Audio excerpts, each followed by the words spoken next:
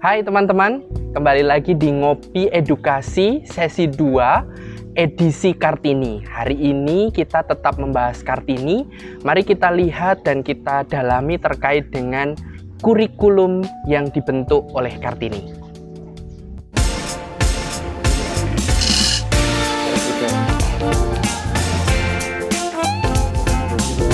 Kita meningkatkan kualitas obrolan-obrolan kita.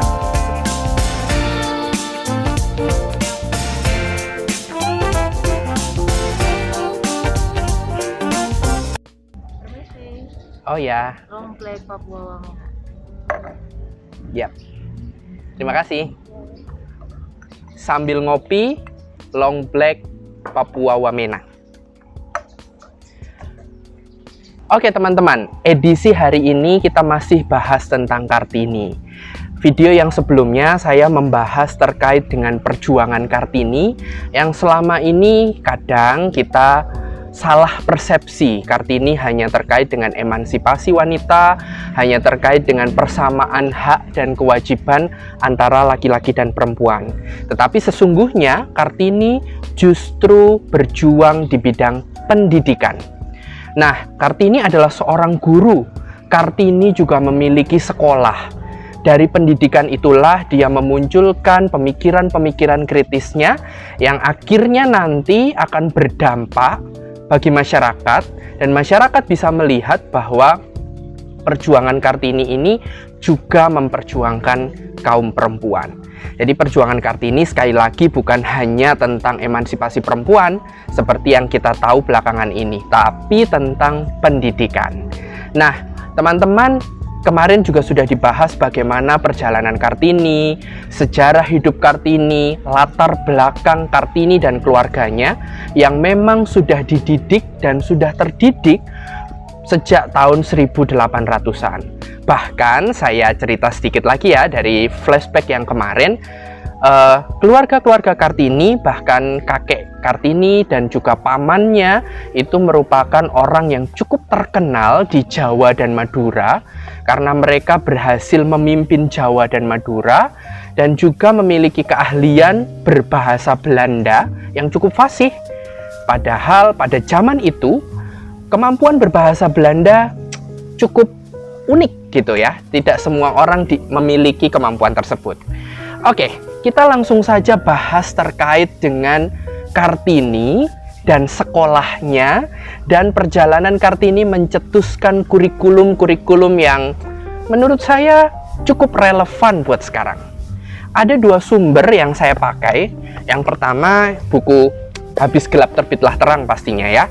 Karena ini buku yang menceritakan tentang surat-surat Kartini dari awal perjuangannya sampai masa akhir Kartini wafat. Dan boleh dikatakan perjuangan Kartini ini cukup pendek. Kenapa? Karena Kartini berjuang sejak 1800-an, kemudian masuk ke 1900-an, ternyata hanya cukup pendek saja di tahun 1904 Kartini harus meninggal atau wafat. Buku yang kedua yang saya gunakan berjudul Dear Kartini. Ini adalah buku karangan Komunitas Menulis Indonesia yang saya juga tergabung di dalamnya, yang dipublikasi oleh IM Publishing. Nah, buku ini juga menjadi sumber kita membahas terkait dengan pendidikan Kartini di masa pingit, dan kita cocokkan atau kita gali relevansinya dengan masa COVID atau masa pandemi saat ini. Saya langsung saja masuk ke dalam frame di mana masa pingit di zaman Kartini itu cukup mencekam karena ada tirani di mana pendidikan cukup dibatasi dan juga tidak bisa diakses khususnya oleh kaum perempuan.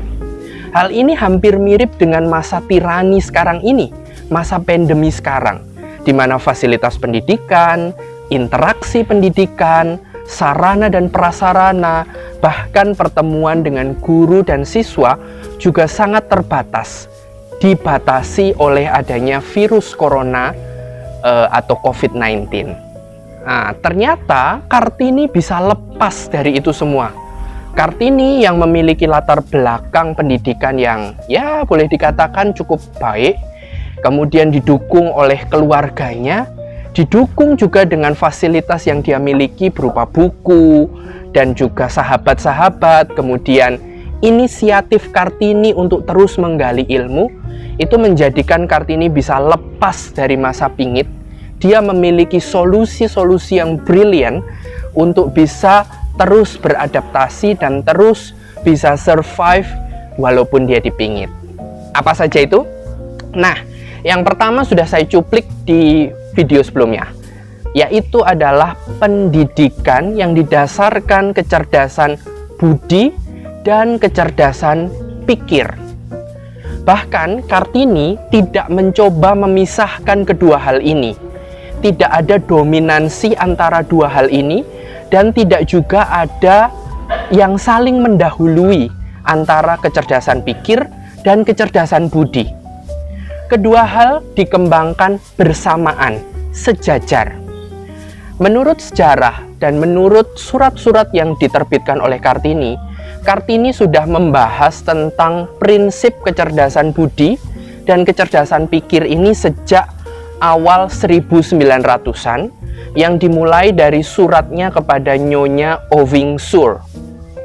Cukup menarik dalam kecerdasan budi dan kecerdasan pikir ini, karena Kartini tidak membahasnya hanya 1-2 kali. Kartini membahasnya dalam tempo 3 tahun, dan juga berdiskusi dengan beberapa orang, tidak hanya 1 orang. Tadi saya sudah sampaikan, ada diskusi awal tahun 1900-an yang disampaikan Kartini kepada Nyonya Oving Sur. Kemudian Kartini kembali mendiskusikannya pada tanggal 21 Januari 1901 kepada Nyonya Abendanon. Ternyata diskusi antara prinsip kecerdasan budi dan kecerdasan pikir ini terus berlangsung sampai 8 April 1902, sama masih dengan Nyonya Abendanon. Wow, kita bisa lihat ya bahwa diskusinya cukup intim. Jadi Kartini tidak hanya mencetuskan gagasan yang dilontarkan begitu saja, tetapi dia memenuhinya dengan, kalau sekarang boleh dibilang ya riset kecil-kecilan, riset sederhana, diskusi yang cukup intens dengan ahli dan lain sebagainya. Itu pengalaman yang luar biasa, dan itu adalah pola pikir yang brilliant, yang amazing di zamannya. Kemudian Kartini ternyata tidak hanya berdiam pada saat itu saja. Tanggal 15 Agustus 1902, Kartini kembali mendiskusikan prinsip kecerdasan budi dan kecerdasan pikir untuk diterapkan di sekolahnya kepada Nyonya Zihandelar. Saya tidak cukup tahu bagaimana pronunciation untuk menyatakan Nyonya Zihandelar dalam bahasa Belanda, tetapi ya, dia berdiskusi paling tidak dengan 3 orang, Nyonya Oving Sur, Nyonya Abendanon, dan Nyonya Zihandelar. Siapakah mereka? Pasti ahli-ahli sejarah bisa menceritakannya. Tetapi bukan di situ yang kita soroti. Yang kita soroti adalah bagaimana prinsip kecerdasan budi dan kecerdasan pikir ini diterapkan. Pada zaman itu, ternyata masyarakat Indonesia, dulu belum ada namanya Indonesia. Jadi masyarakatnya masih dinamakan bangsa Jawa. Pada saat itu, bangsa Jawa belum terdidik. Dan dia memikirkan, atau Kartini ini memikirkan bahwa lapisan-lapisan masyarakat yang ada di bangsa Jawa ini cukup ekstrim. Ada kaum terdidik yang biasanya terdiri dari kaum elit, orang kaya, bangsawan, termasuk dirinya, dan ada kaum pribumi yang pada saat itu identik dengan kaum yang kurang begitu mampu, berasal dari keluarga-keluarga biasa, yang mereka memiliki kecerdasan cukup rendah. Kedua elemen masyarakat ini ternyata tidak bisa bergabung, tidak bisa bersatu. Kedua elemen masyarakat ini memiliki pandangan yang selalu bertentangan. Padahal mereka satu bangsa, bangsa Jawa.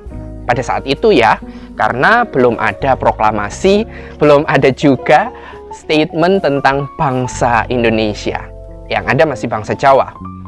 Nah, mulai dari pemikiran yang seperti ini, Kartini tergerak dan Kartini memikirkan solusinya untuk bisa menyatukan kekuatan, pikiran, dan kebijaksanaan dan juga seluruh generasi muda yang dimiliki pada saat itu.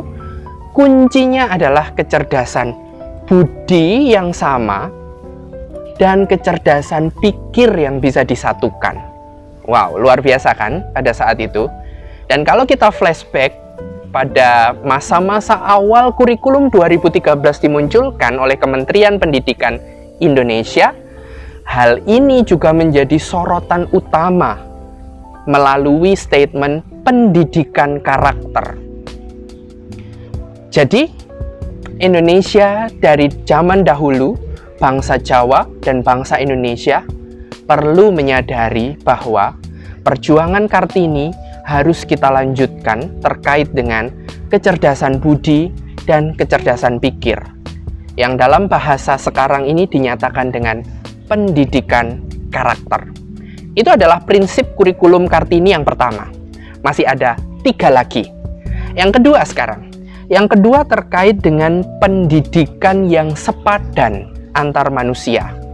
Nah, prinsip yang kedua inilah yang kemudian menjadi titik fokus dari masyarakat kita, yang akhirnya mengidentikan Kartini dengan emansipasi perempuan atau persamaan hak dan kewajiban dari laki-laki dan perempuan.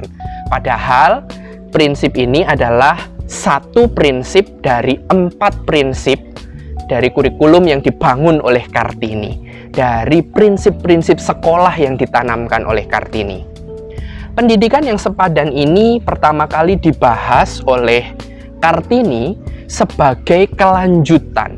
Jadi ingat ya teman-teman, pendidikan yang sepadan ini pokok bahasannya merupakan kelanjutan dari surat Kartini kepada Nyonya Abendanon pada tanggal 31 Desember 1901.